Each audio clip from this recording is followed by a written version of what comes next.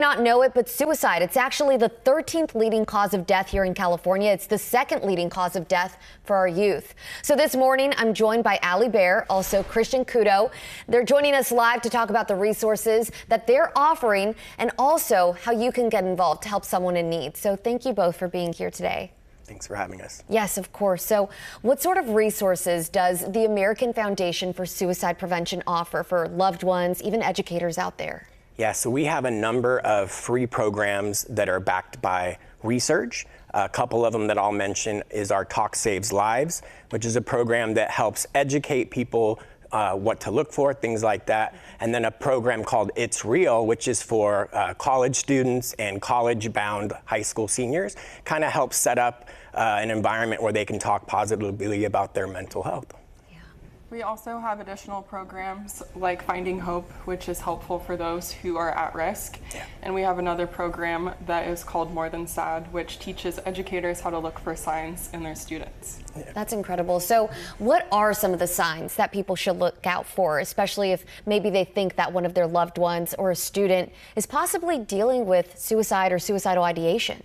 Yeah, I think that the biggest thing is when people are like outside of their normal routines, when they start to isolate, when they start to not put as much into like their appearance or their events at schools or in the community, things like that I think are really important to kind of watch out for. Yeah. We also have more information at afsp.org for those that are interested in signing up for any of these free programs.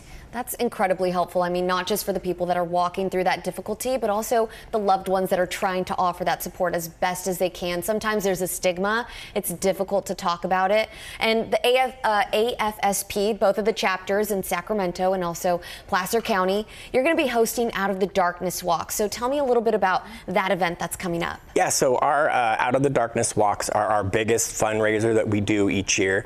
And they started as a grassroots effort in 2004, and they are now all over the United States in all 50 states. And it's an opportunity to raise money for research and education.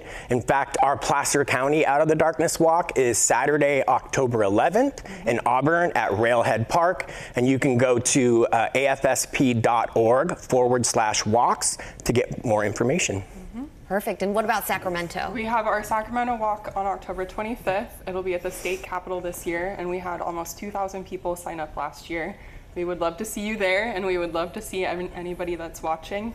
If they want to go to afsp.org to sign up, donate, form their own team, it's free to sign up just to participate. Yeah, we've made it really, really easy. So the website has a lot of resources to help. That's incredible. So this is a really great way to help build community support, let people know that they're not alone when it comes to mental health and their struggles. And if people want to, like you said, start a team, fundraise, how can they do that?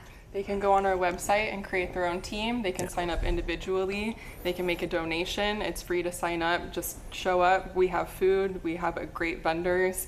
It's a great way just to get involved with the community. Yeah, we also have opportunities for people that want to volunteer to kind of come out and roll up their sleeves and do some of this important work with us.